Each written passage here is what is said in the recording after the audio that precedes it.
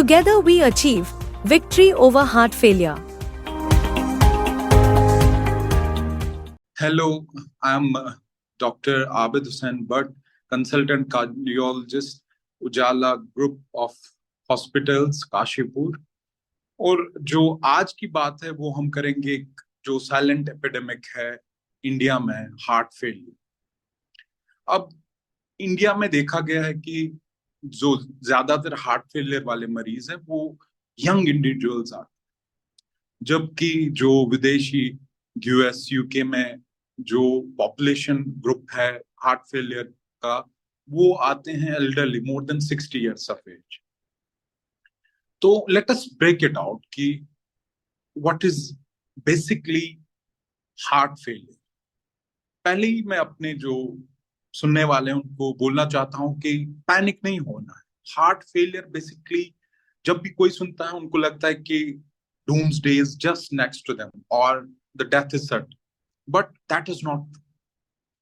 जो heart failure है ये बेसिकली जो पंप है हार्ट का, मोटर है हार्ट का, वो कमजोर पड़ जाता है। तो इस कारण जो है हार्ट की वजह से वो ब्लड जो ऑर्गन्स में जाता है वो कम जाता है, कम स्पीड के साथ। तो इसको हम मेजर करते हैं इंजेक्शन फ्रैक्शन से, जो इको पे हम डिटरमाइन करते हैं। अब जो नॉर्मल मोटर जो हार्ट का है वो इंजेक्शन फ्रैक्शन के हिसाब से 50 से लेकर 70% तक होता है, और जब ये लेस देन 50 आ जाता है उसको हम कहते हैं कि हार्ट फेलियर। फिर ग्रेड किया जाता है माइल्ड, मॉडरेट, सीवियर। अब जो है कारण क्या है हार्ट फेलियर के? हार्ट फेलियर के कारण जो है इंडिया में खासकर वो है जेनेटिक्स। मोस्टली देखा गया है कि एक जेनेटिक्स, खासकर मैं जो उत्तराखंड बेल्ट में काम करता हूँ यहाँ पे एक बेल्ट है जहाँ पे हम बहुत ज्यादा केसेस देख रहे हैं, as if it's an epidemic, cases of dilated cardiomyopathy. Reasons in India is genetics most commonly plays the role, और दूसरे के uncontrolled diabetes, hypertension uncontrolled, non compliance to heart failure drugs, और obesity is one of the reasons. अब जो है हम जाएंगे इनके साइंस एंड सिम्टम्स पे क्या है। जैसे मरीज आता है, डॉक्टर साहब मैं बहुत समय से मुझ में हिम्मत नहीं है कोई काम करने की, थोड़ा बहुत चल के ही सांस फूलने लगती है, या बहुत ज्यादा तेज धड़कन सुनाई देती है, या कभी कभार चक्कर आ जाते हैं कुछ सिंपल एक्सर्शन देने पे, या भूख कम लगना, उबकाई आना, या जैसे घुटनों में, पाँव में सूजन आना, पेशाब कम आना, ये सारे हार्ट फेलियर के जो है सिम्टम्स। अब हम आएंगे कि how should we protect the disease.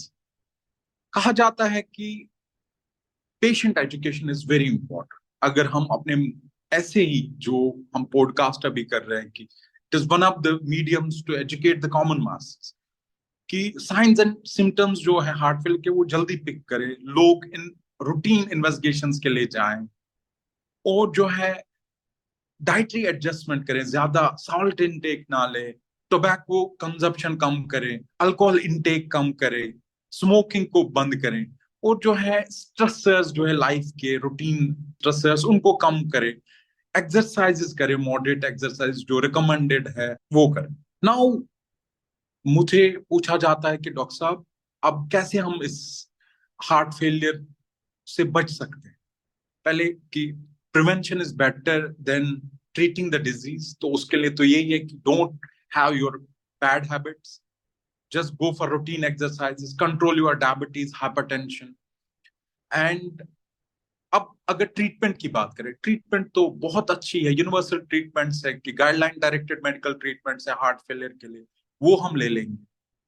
या जो है हम एडवांस्ड डिजीज है, डिवाइस का यूज करें, बायोवेंटिकुलर डिवाइसेस आते हैं, पेसमेकर्स आते हैं, आईसीडीज आते हैं। Even now the thing is कि क्या हम एंड स्टेज कार्डियक डिजीज में हम यूज कर सकते हैं क्या कार्डियक ट्रांसप्लांट? तो ये प्रोविजन भी है जिसपे काम चल रहा है। सो 1 out of 5 इंडिविजुअल्स जो है रिस्क में रहते हैं थ्रू लाइफ टाइम की उनमें हार्ट फेलियर हो सकता है। सो 1 out of 5 जो लोग हैं वो रिस्क में रहते हैं कि उनमें हार्ट फेलियर आगे हो सकता। Thank you.